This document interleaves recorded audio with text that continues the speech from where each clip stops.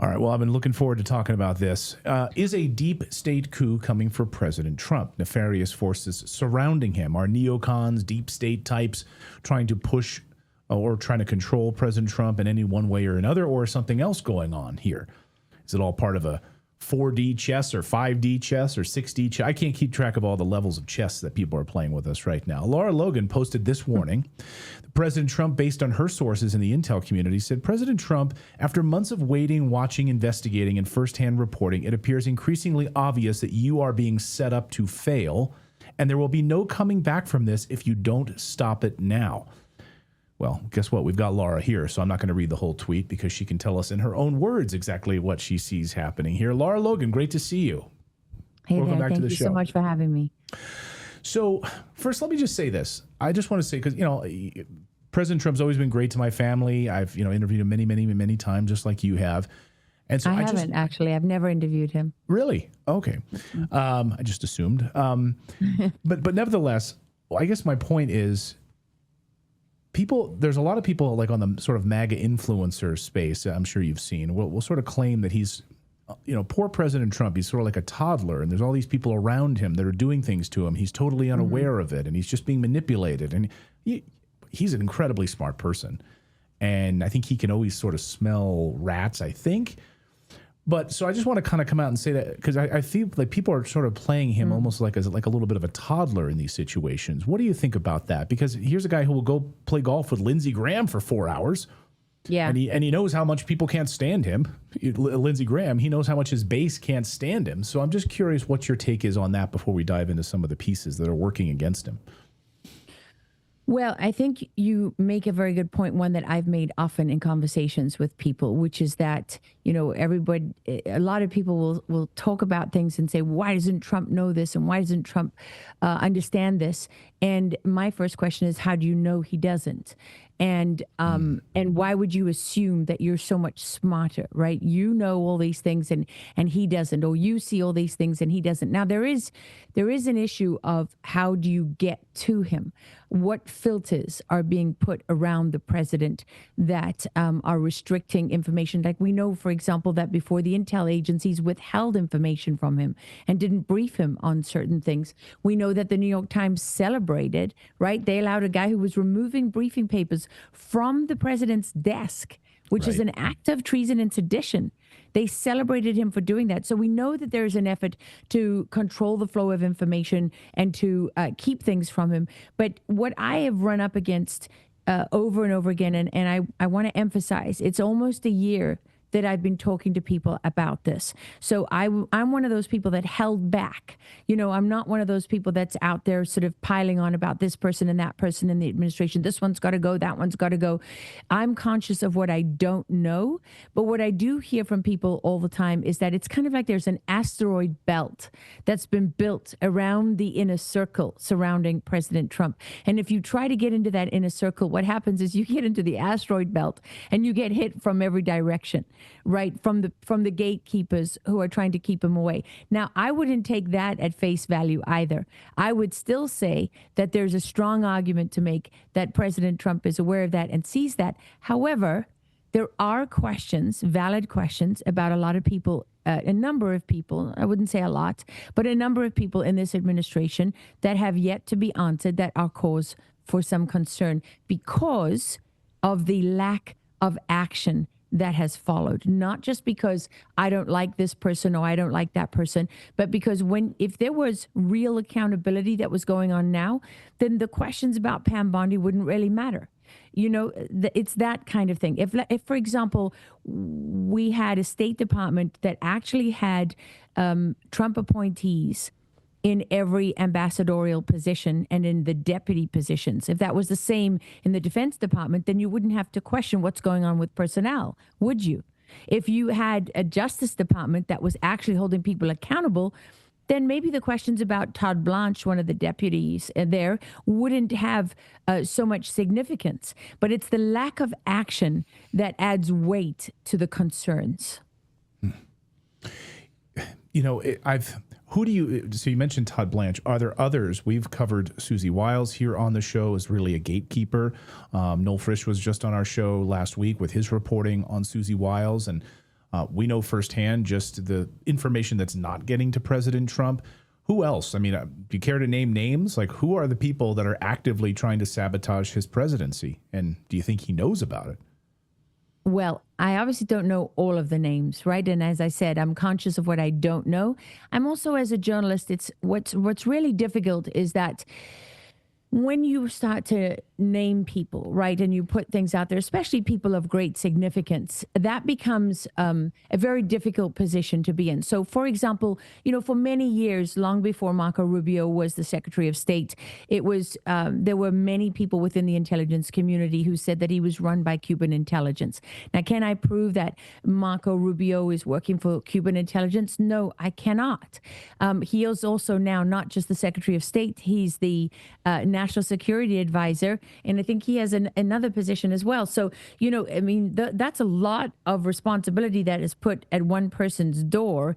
And so you start to wonder, when you look into Venezuela, there's definitely a component within the CIA that has a lot of control over what has happened in Venezuela. And there's been an effort in the Trump administration to shift control. There's obviously a significant effort underway, right, to dismantle the power structure in Venezuela, which is Maduro and Cartel de los Sols. So there's an element within the administration that is pushing for cartel light, right, as opposed to going to, for example, Claudia Sheinbaum and her partner, who actually are believed to have won the last election, who's a political opposition figure. So when you look at that, then you start to think, okay, well, exactly what are Rubio's connections with Cuba and who else is connected to Cuba, right? Because people talk a lot about who's on the payroll of the CCP, but what they should also be talking a lot about is who's on the payroll of Chevron, right? Because who's the major oil player in Venezuela that has extensive links into the United States, that has a lot of people on their payroll here.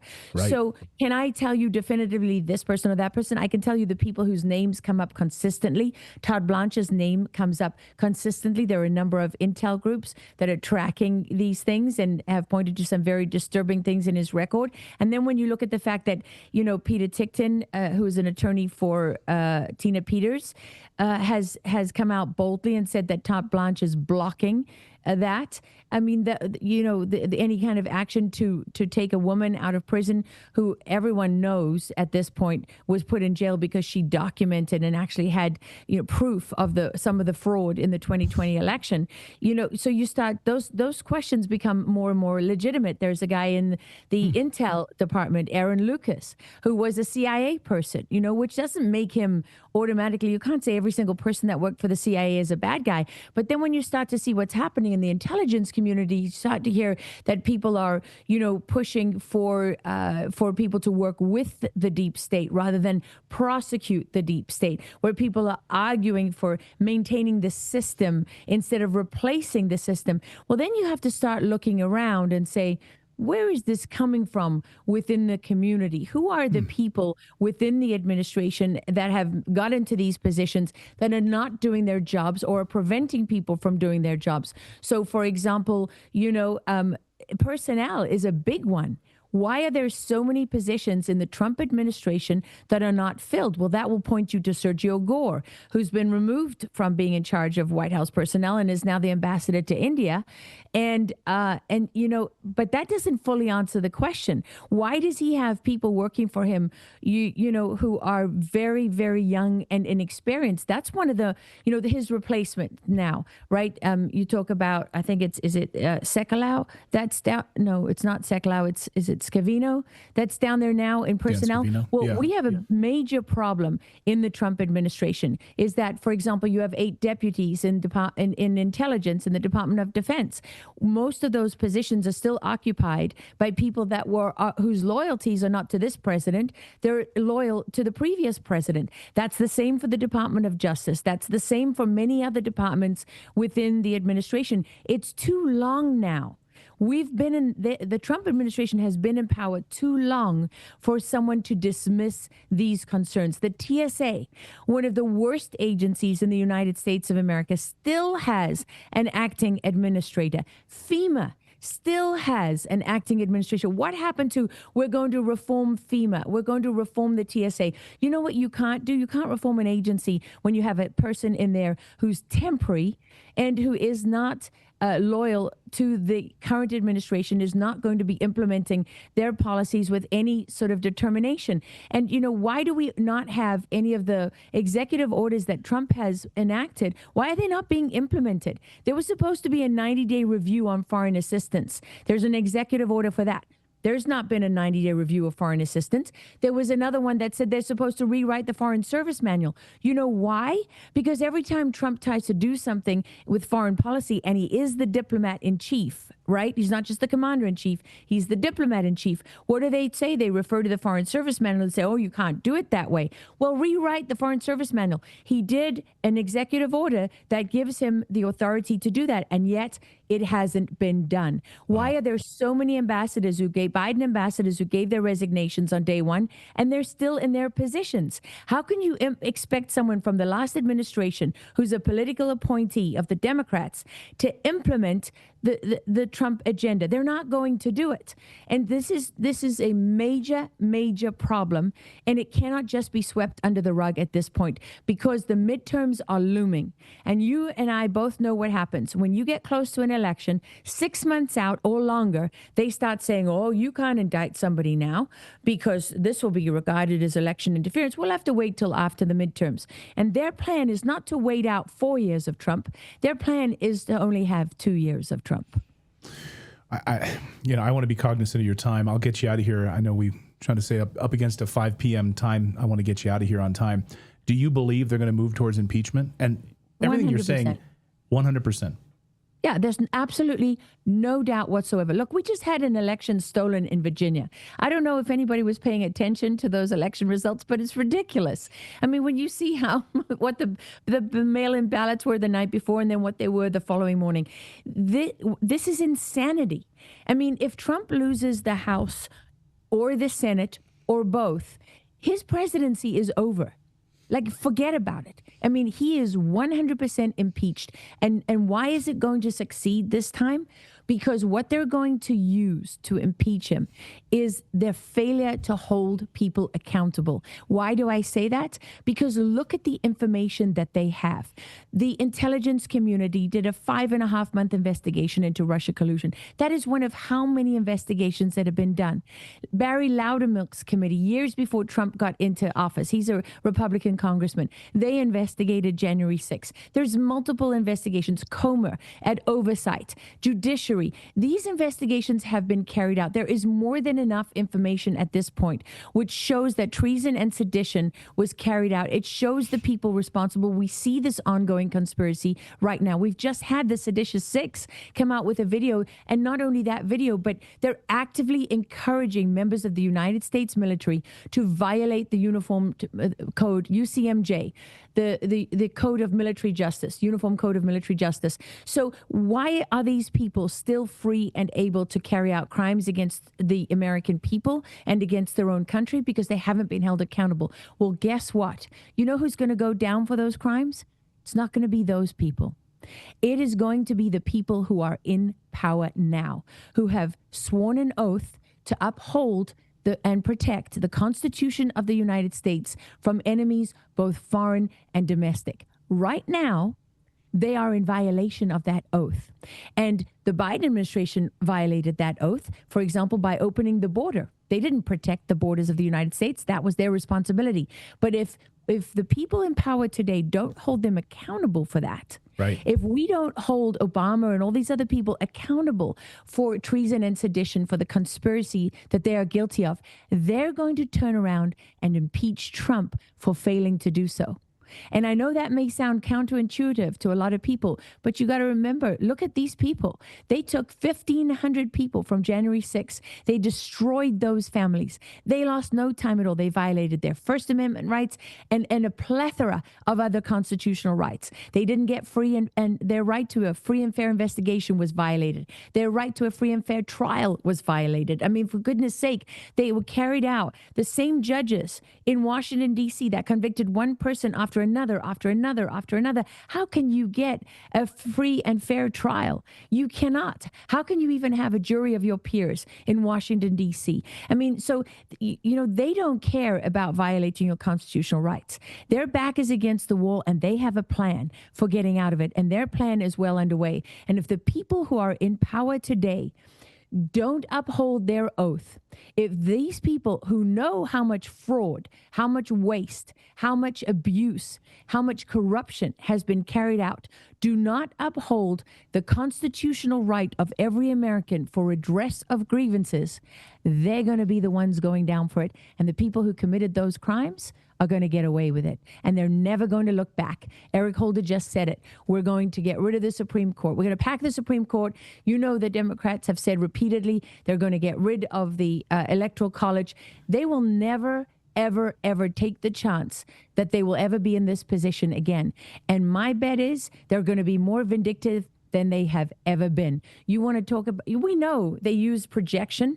We know that they used corruption in Ukraine to their advantage. Then they turn around and try to impeach Trump for it. Every single thing they're accusing Trump of doing, they've already done. It's an information warfare tactic. So when they say he's going to use the death penalty to get rid of his enemies, you can be damn sure they're going to use the death penalty to get rid of theirs.